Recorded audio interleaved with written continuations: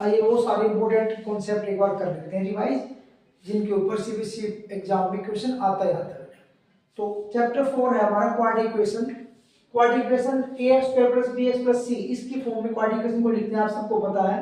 अब इस कॉन्सेप्ट के ऊपर क्वेश्चन 100% नहीं 101% क्वेश्चन आपके एग्जाम में मिलेगा। तो बेटा कैसे है, पहले थोड़े फॉर्मूले आपको रिवाइज करवा देते हैं कि क्वाड्रेटिक इक्वेशन में आप सबको पता है x² का जो कोएफिशिएंट है, x² के साथ जो है वो a होता है, x का कोएफिशिएंट वो b होता है, जो कांस्टेंट टर्म वो c होती है। तो सबसे पहले इसमें a b और c को आइडेंटिफाई करना सीखे आप। उसके बाद आप इसमें निकालते हैं d। अब d को क्या बोलते हैं बेटा, d को बोलते हैं डिस्क्रिमिनेंट। क्या बोलते हैं? डिस्क्रिमिनेंट बोलते हैं। तो d का जो फॉर्मूला है आप सबको पता है b² - 4ac, ये आपको याद होना चाहिए। अब d की वैल्यू निकालेंगे, b की वैल्यू यहां से रखेंगे, 4 फॉर्मूले में है a और c, इसको सोल्व कर देंगे आप। तो यहां से तीन केस बनते हैं, तीनों केस आपको याद रखने हैं। पहला केस क्या है बेटा, इफ d ग्रेटर देन 0।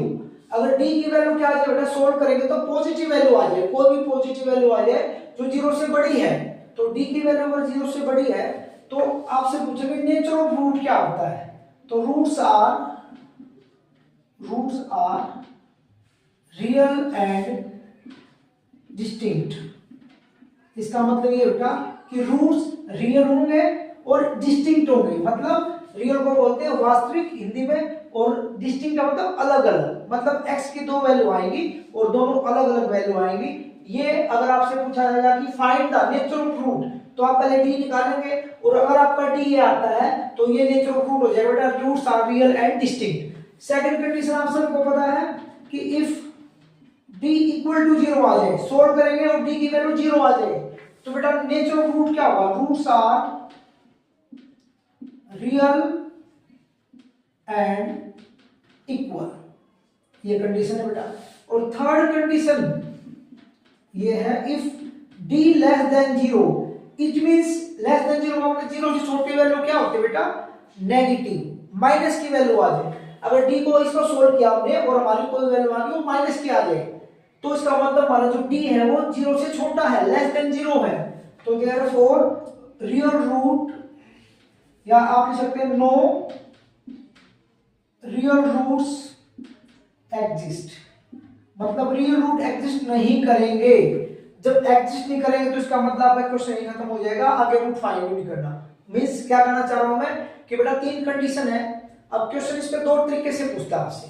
कई बार तो ये आता है एमसीक्यू में, ये भी आ सकता है कि आपको कोई क्वाड्रेटिक इक्वेशन दे देंगे, कहते हैं फाइंड द डिस्क्रिमिनेंट, चार ऑप्शन आपको मेंशन होंगे और डी निकाल के आप ऑप्शन चूज कर सकते हैं। दूसरा क्वेश्चन कैसे आ सकता है, find the nature of root, D निकाल के नेचर ऑफ रूट, तीनों में से कोई एक कंडीशन लग सकती है। और तीसरा क्वेश्चन क्या आ सकता है बेटा, तीसरा टाइप जो आ सकता है वो आ सकता है find the nature of root if real root exist then find them. मतलब रियल रूट अगर एग्जिस्ट कर रहे तो वो रूट फाइंड भी करके दिखाइए। तो अगर इन दोनों में से कोई कंडीशन लग जाए तो रूट आगे फाइंड करना है आपको, और ये कंडीशन आएगी तो रूट एग्जिस्ट कर रही है, क्वेश्चन आपका वही खत्म हो जाएगा। तो बेटा अगर दोनों कंडीशन लगती है तो रूट्स कैसे निकालते हैं, roots are x = -b ± √d/2a। देखिए बेटा x -b, b की वैल्यू यहां से रखेंगे, जो x का कोएफिशिएंट है, प्लस माइनस d आप यहां निकाल लेंगे अपॉन 2a। इसको सोल्व करेंगे तो x की दो वैल्यू आएंगी, वो आपकी x की वैल्यू आती है वही आपके रूट्स होते हैं। अब इसमें बेटा जो कॉन्सेप्ट, जो फॉर्मूला हमने सीखा है उसके ऊपर बेस्ड क्वेश्चन कैसे आते हैं। देखिए बेटा क्वेश्चन नंबर 1 देखिए, 2x² - 4x + 3 = 0, find the nature of roots. Roots का नेचर फाइंड करिए, मतलब मूलों की प्रकृति निकालिए। If real root exist find them, अगर रियल रूट एग्जिस्ट कर रहे हैं तो रूट फाइंड करिए। तो कैसे करेंगे, देखिए बेटा हियर a = x² का जो कोएफिशिएंट है वो a होता है बेटा, b = -4 और c = 3। देयरफॉर पहले d निकालने पर डिस्क्रिमिनेंट b² - 4ac। अभी आपको फॉर्मूला बताया वो अप्लाई करें आप। b की वैल्यू रखे बेटा, माइनस है, b के साथ तो माइनस लेंगे, c के साथ, a के साथ कोई भी अगर माइनस है तो लेंगे, प्लस का साइन है तो अंडरस्टूड है बेटा, कोई प्लस का साइन लगाने की जरूरत नहीं है। -b यहाँ पे रख देंगे बेटा -4, बी स्क्वायर की वैल्यू -4 का स्क्वायर 4, ए कितना हमारा 2 और सी कितना बेटा 3, कितना करेंगे स्क्वायर करेंगे तो 16, आपको पता है माइनस वाली वैल्यू है वो प्लस हो जाती है स्क्वायर होने के बाद, 4 2 जा 8 और 8 3 जा 24, कितना बचा बेटा -8। अब -8 आई डी की वैल्यू बेटा, तो देयरफॉर डी लेस देन 0। अभी आपको हमने कंडीशन बनाई तो उसमें जो थर्ड कंडीशन है वो इसके ऊपर अप्लाई हो रही बेटा, it means therefore no real roots exist, मतलब रियल रूट एग्जिस्ट नहीं कर रहे, हिंदी में इसको बोलते हैं वास्तविक मूल, रूट को मूल बोलते हैं बेटा, वास्तविक मूल संभव नहीं है। इट मींस आपका क्वेश्चन यही खत्म हो जाएगा, क्योंकि जब रूट पॉसिबल ही नहीं है, एग्जिस्ट ही नहीं कर रहे हैं, तो हमें उसको कैसे फाइंड करें, क्वेश्चन देखते हैं कैसे करते हैं। पहले आइडेंटिफाई करिए ए कितना बेटा, ए कितना यहाँ पर 3 है, एक्स स्क्वायर का जो कोएफिशिएंट है वो हमारा क्या होता है, वो ए होता है। बी कितना बेटा यहाँ पर -2 है, आपको पता है एक्स का जो कोएफिशिएंट है, एक्स के साथ जो संख्या होगी वो हमारा बी होगा, और जो कांस्टेंट टर्म होगी जिसके साथ कोई वेरिएबल नहीं है वो हमारा सी है, सी हमारा यहाँ पर 1/3। तो सबसे पहले क्या बताया मैंने, डी फाइंड करिए बेटा, डी को बोलते हैं discriminant, D is equal to B square minus 4ac, B की वैल्यू रखिए बेटा यहाँ बी स्क्वायर माइनस 4, ए की वैल्यू 3 है, सी कितना है 1/3 है, सोल्व करिए। -2 का स्क्वायर कितना है बेटा 4 हो जाएगा, 3 से 3 कैंसिल, 4 1 जा 4, कितना है बेटा 0, तो therefore D is equal to हमारा क्या है बेटा 0।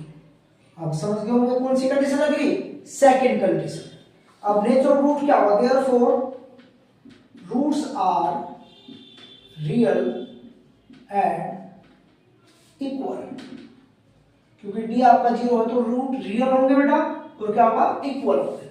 अब क्या बोल रहा है, अगर रियल रूट एग्जिस्ट कर रहा है, यस रियल रूट तो एग्जिस्ट कर रहा है बेटा यहाँ पर, तो फाइंड देम, और हमने फॉर्मूला आपको बताया था देयरफॉर रूट्स कैसे निकलेंगे, x is equal to -b plus minus √d upon 2a, value रखिए बेटा, ये माइनस तो फॉर्मूले में, और b हमारा कितना है यहाँ पर -2, b की वैल्यू हमने रखी प्लस माइनस √d, d हमारा क्या है बेटा 0 रखी अपॉन 2a और a की वैल्यू क्या हमारी 3 बेटा, देखिए कैसे आएगा, minus minus plus plus minus, 0 का स्क्वायर रूट क्या होता है 0 होता है बेटा, तो क्या आएगा 0।